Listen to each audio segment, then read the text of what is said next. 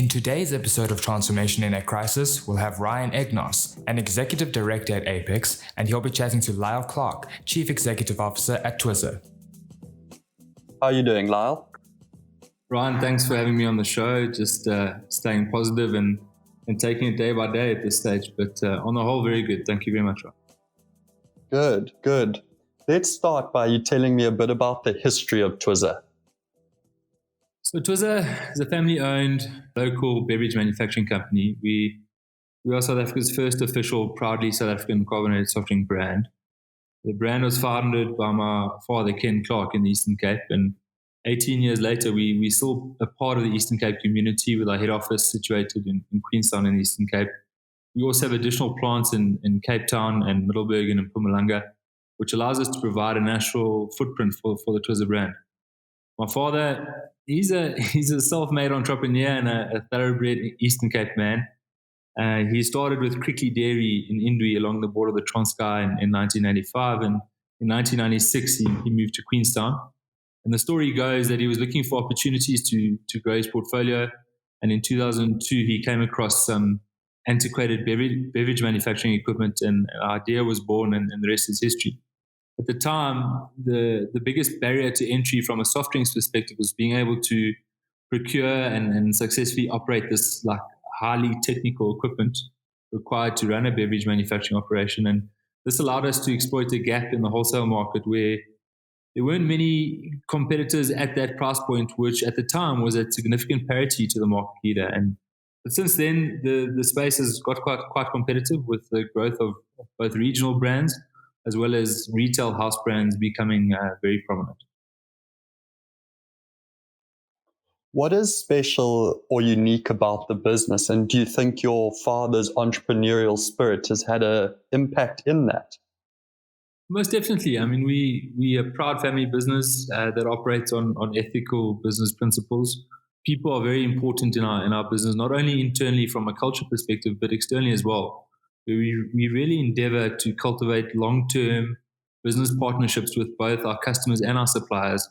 And we like to think that they feel the same way about us as well. And we like to think that at Twizza, you're not talking to this massive corporation or this behemoth, but you are actually talking to people who want to grow your business as well as ours.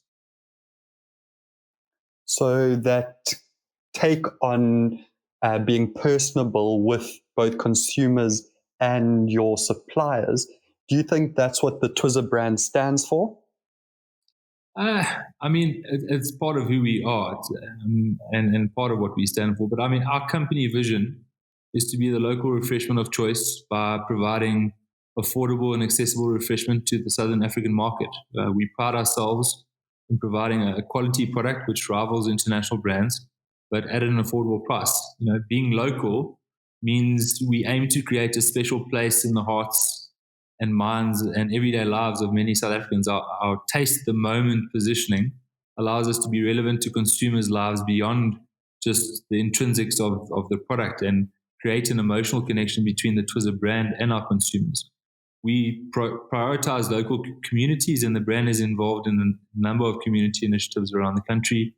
As a responsible manufacturer, sustainability is also a key priority for the brand. We contribute to recycling efforts by paying a voluntary levy to Petco, and we've done that for the past 15 to 18 years.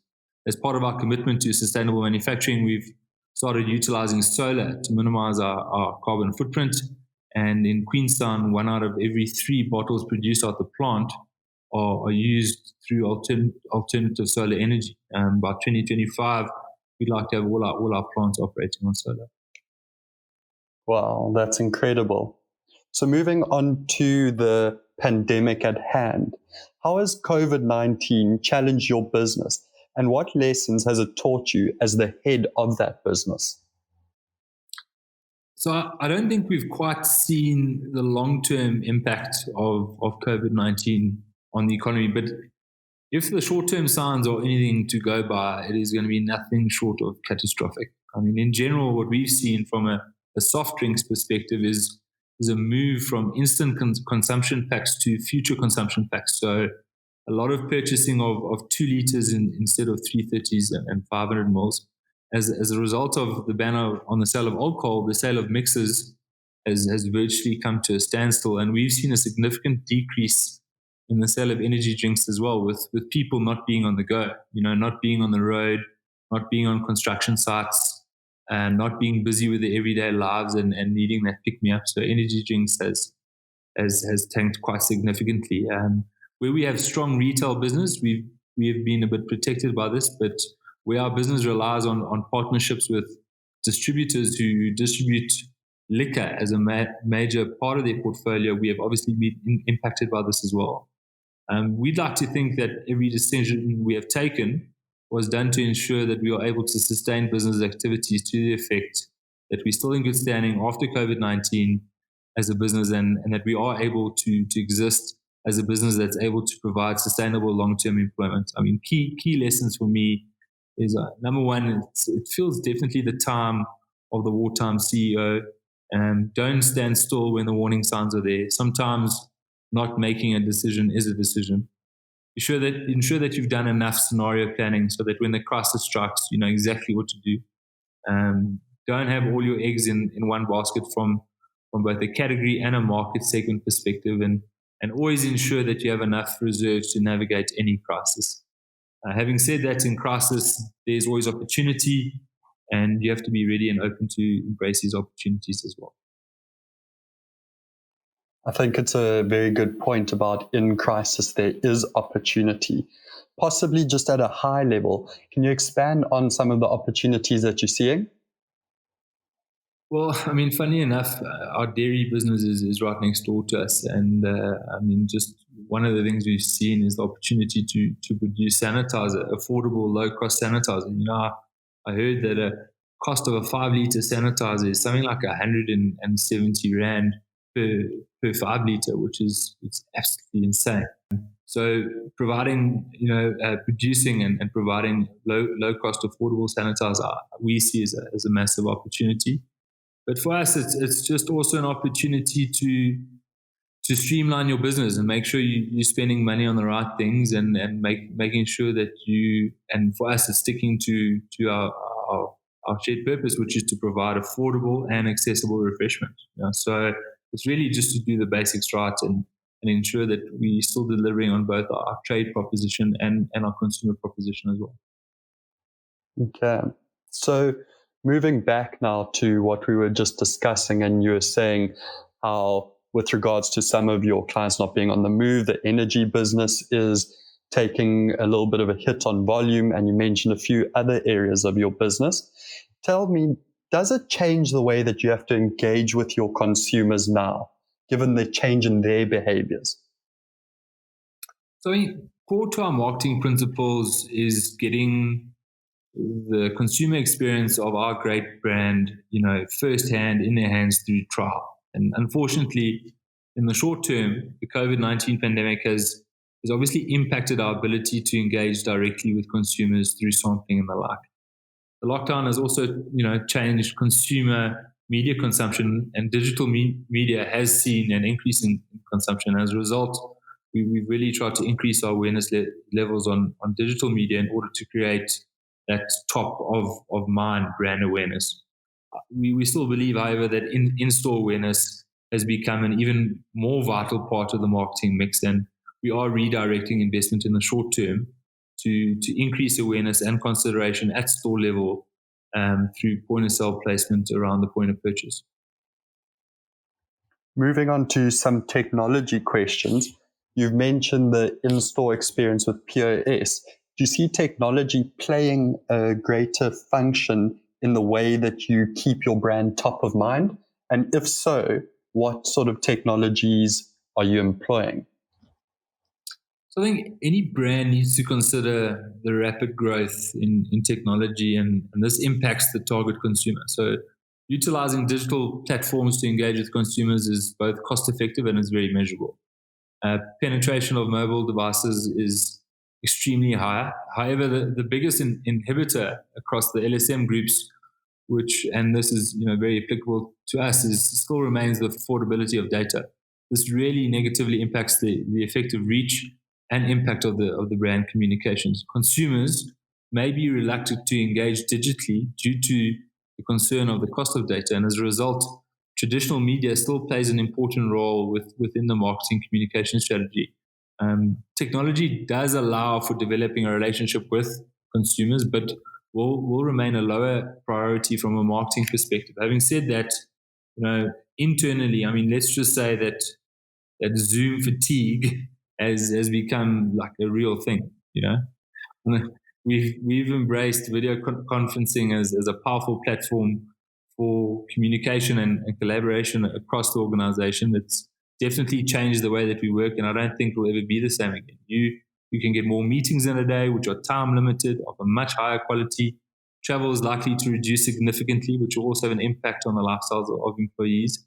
I think a key challenge going forward will be managing a set number of work from home days against office days, as well as ensuring that working from home doesn't impact the work-life balance, which I think it has the potential to do if not managed well. But what does excite me is that if video conferencing is used successfully and meaningfully with stakeholders and face-to-face meetings can then be focused, on engagement, on an interaction, and on really harnessing that human connection, which I think will have far-reaching impacts from a culture perspective and a relationship perspective.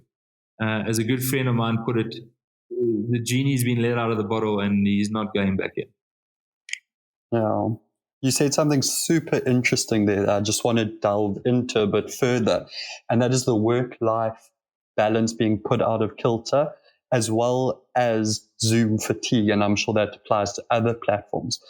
How, as the head of a business during this crisis, with things evolving so quickly, yet you have both office-based employees, on the road-based employees, factory-based employees, and I'm sure many other examples. How, as the head of the business, are you making sure that the right technologies are being deployed, people managing them effectively, keeping your productivity, and making sure that your employees are not getting fatigued and not always being on laptops, even when they should be at home relaxing? I think it's a very interesting question, and I think we're still finding our way and navigating through it. I think the first key thing is, your calendar doesn't have to be full of Zoom meetings to provide you with some sort of comfort that you are actually working and being productive. I think, and I think this is where culture really comes into play. A large part of our culture is trust. We trust that our employees give their all on a daily basis in the best interest of the business. And, with that, we afford them the breaks in between for them to attend to their home activities or be with their families or anything like that. But what we really try to do throughout this crisis is let's just check in every day as a senior team. And let's just make sure we're talking about the right things all the time and that we are staying on top of the situation. From a sales perspective, our guys have all worked from home, and this is where relationship with your customers are just so important. You're doing orders over the phone, you're keeping things going. You then require cross collaboration between sales, operations, and then distribution. From a factory perspective, we really try to reduce the number of staff on site as far as practically possible.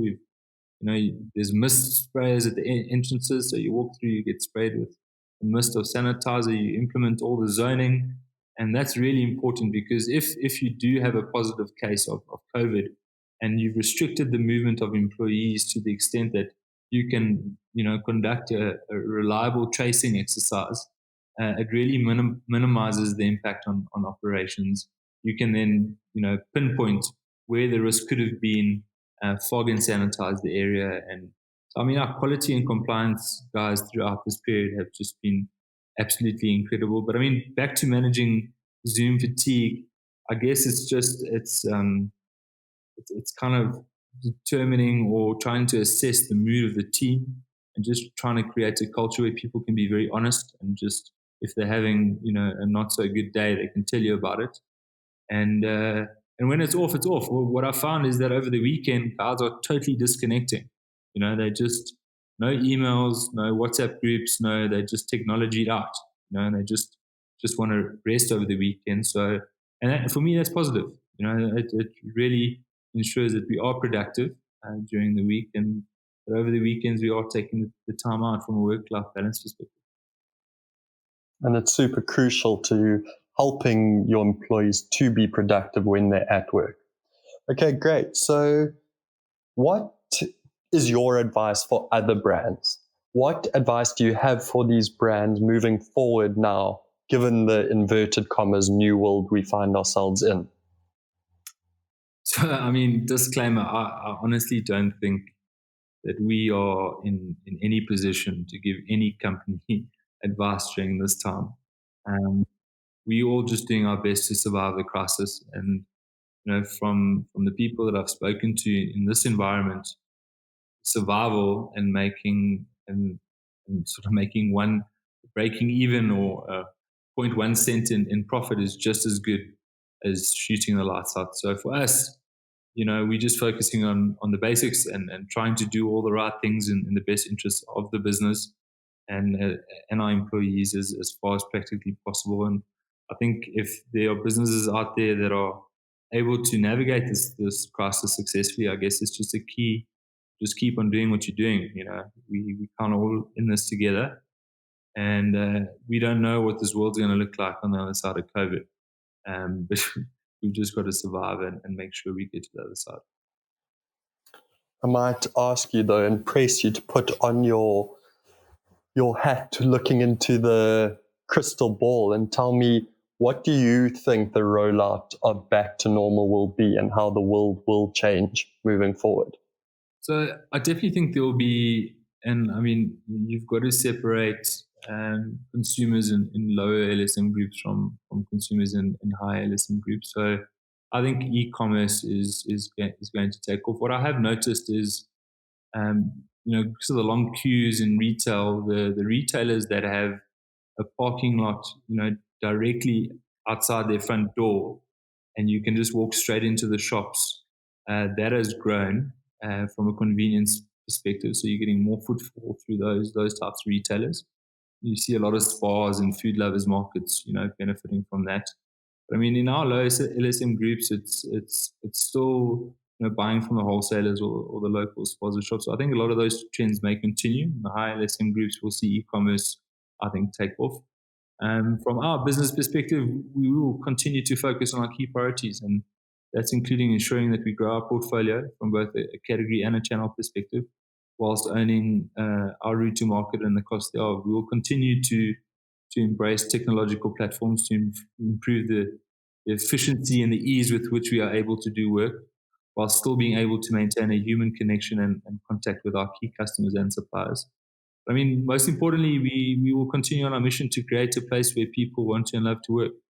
And whilst technology is critical in the acceleration of growth, it's never the cause for growth. And what we have seen, that people pulling together and working together, not technology, that will get you through a crisis. I think on that note, I just want to, a shout out to my incredible team for their support and extraordinary efforts during these uncertain times. They've been nothing short of fantastic. And you really see who is important and what is important during times like these. Absolutely. It brings it to the forefront. Great. Lisle Clark, CEO of Twizza, thank you very much for your time today. Thank you very much, Brian. It was awesome chatting with you and wishing you all the best.